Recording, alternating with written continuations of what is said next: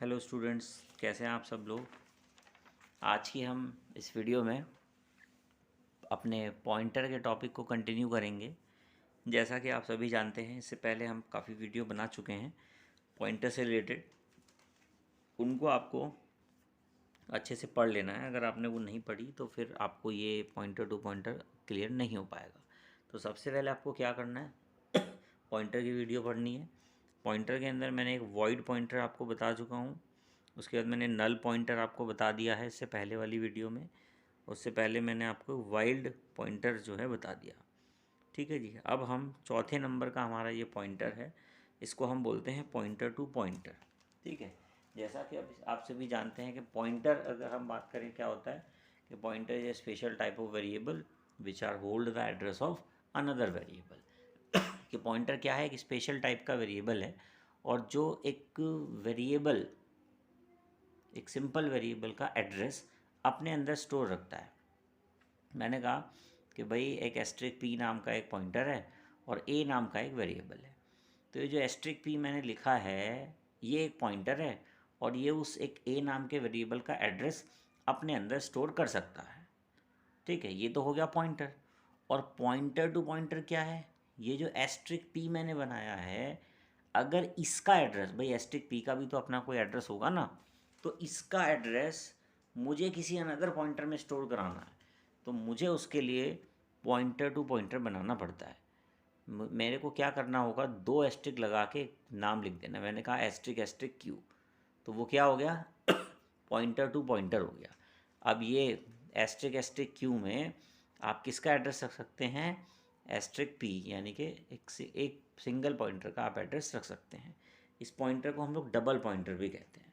चलिए देखते हैं इसकी डेफिनेशन में हम लोगों ने क्या लिखा हुआ है। हमने लिखा हुआ है ए pointer variable which hold a address of another pointer variable. मैंने कहा अनदर पॉइंटर वेरिएबल, यानी कि एक दूसरे पॉइंटर वेरिएबल का एड्रेस वो किस में रखेगा, अगर वो पॉइंटर में रख ले। ठीक है, is called pointer to pointer. ठीक है, मैंने कहा a pointer variable which hold a address of another pointer variable is called pointer to pointer. और इस पॉइंटर टू पॉइंटर वेरिएबल को हम लोग डबल पॉइंटर भी कहते हैं। अगर आपसे कोई कहे कि डबल पॉइंटर क्या होता है, तो आपको यही बताना है जो पॉइंटर टू पॉइंटर होता है।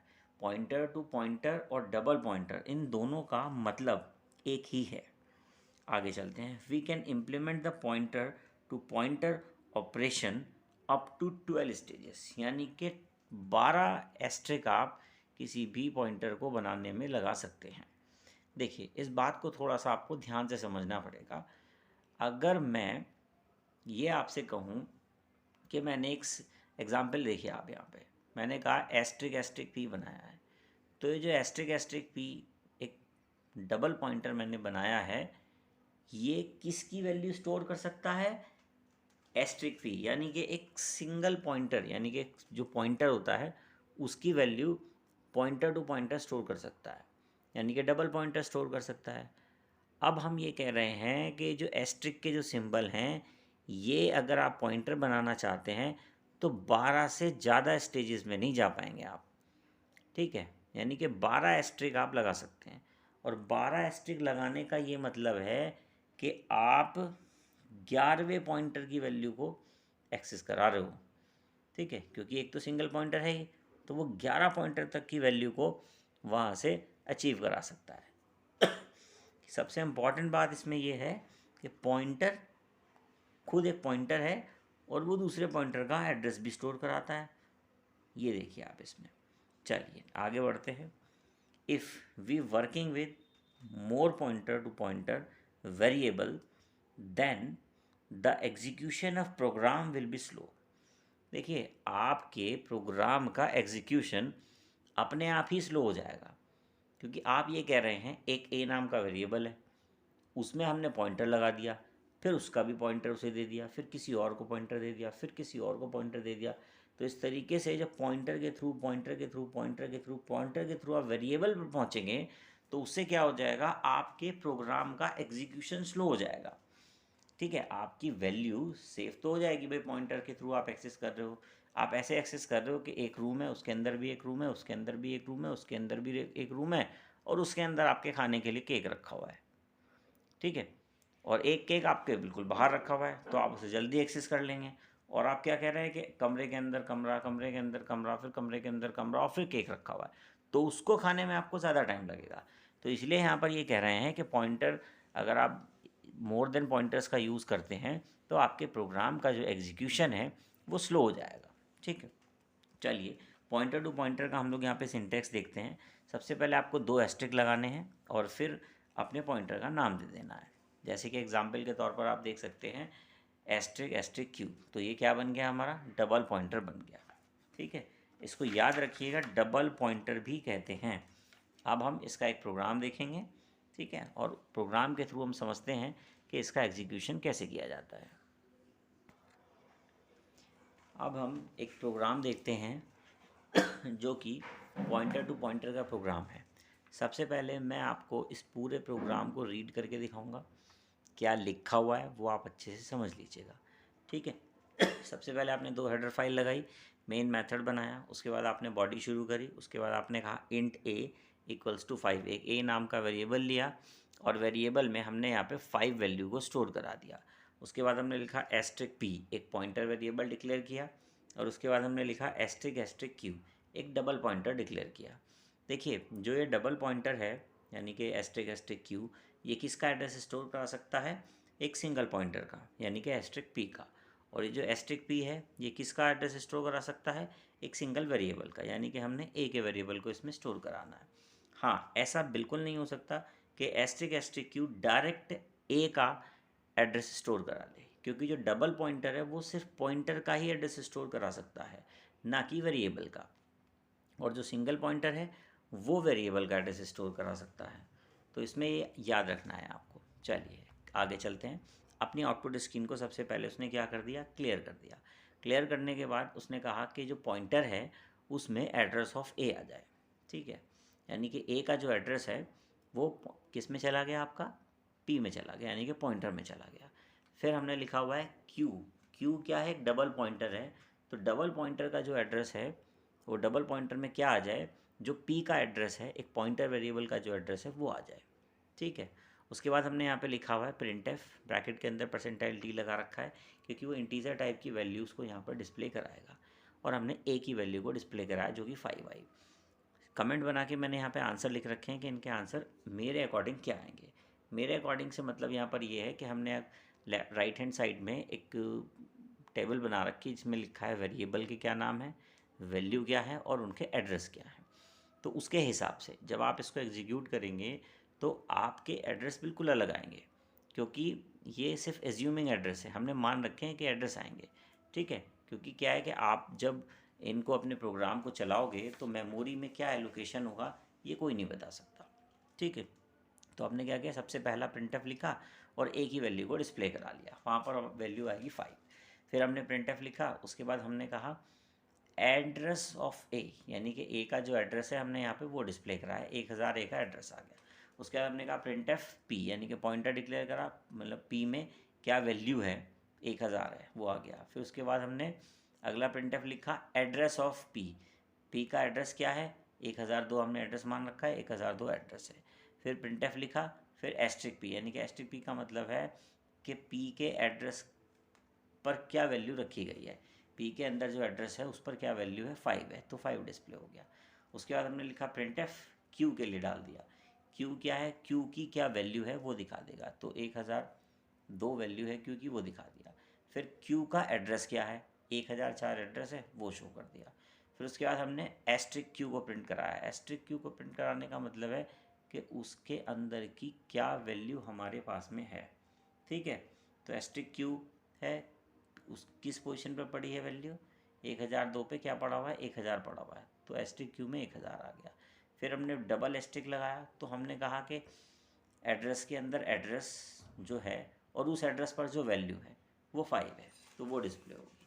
देन उसके बाद आपने यहाँ पे गेट सी एस लगा रखा है, अपने प्रोग्राम को क्लोज कर दिया। चलिए अब इसका हम लोग थोड़ा सा आउटपुट समझते हैं कि ये कैसे काम करेगा। देखिए एग्जीक्यूशन है, वॉइड मेन से स्टार्ट हो जाएगा और सबसे पहले वैल्यू स्टोर हो जाएगी और एड्रेस स्टोर हो जाएगा। अब आप इस टेबल को थोड़ा सा ध्यान से देखिए। सबसे पहले हमने कहा है ए नाम का एक वेरिएबल है, उसके अंदर 5 वैल्यू है और सपोज़ कर लिया कि आपने उसका एड्रेस जो है वो 1000 है, ठीक। उसके बाद हमने कहा कि एड्रेस P में यानी कि पॉइंटर में A का एड्रेस आ जाए, और A का एड्रेस क्या है 1000, तो एक P के एड्रेस में 1000 उसकी वैल्यू के रूप में आ गया, पर वो वैल्यू नहीं है, P पॉइंटर के लिए वैल्यू है पर पॉइंटर के लिए वो एड्रेस भी है। अच्छा, इस पॉइंटर का भी अपना एड्रेस होगा, तो यानी कि 1002 इस पॉइंटर का अपना एड्रेस हो गया। उसके बाद उन्होंने कहा कि डबल पॉइंटर में क्या आ जाए, पॉइंटर का एड्रेस आ जाए। तो पॉइंटर का एड्रेस क्या हुआ था 1002, तो डबल पॉइंटर की वैल्यू क्या होगी 1002, पर वो 1002 क्या है, एड्रेस है पॉइंटर का, और इस डबल पॉइंटर की अपनी वैल्यू भी होगी, वो अपना एड्रेस भी होगा, तो वो एड्रेस क्या होगा 1004 एड्रेस हो गया। इस तरीके से हम लोगों ने वैल्यू को एड्रेस में डिफ़ाइन कर दिया, ठीक है। अब हम देखते हैं वैल्यू और एड्रेस में कैसे डिफ़ाइन किया, क्या किया हमने यहाँ पे। अब सबसे पहले अगर मैं आपसे बात करूँ कि मैंने printf लिखा है और A की वैल्यू को डिस्प्ले कराया है, तो आप इस टेबल के अंदर देखेंगे A की वैल्यू कितना है 5, तो वहाँ पर कमेंट डाल के मैंने लिख दिया 5, तो इसका मतलब क्या हुआ कि A की वैल्यू मेरी यहाँ पर 5 डिस्प्ले हो जाएगी। देन उसके बाद मैंने यहाँ पे लिखा printf एड्रेस ऑफ ए, ठीक है, परसेंटाइल डी स्लैशन लगाया, address of A. Address of A का मतलब क्या है कि ए का क्या एड्रेस है, ए का एड्रेस कितना है 1000, तो यहाँ पे कितना डिस्प्ले हो जाएगा 1000 डिस्प्ले हो जाएगा।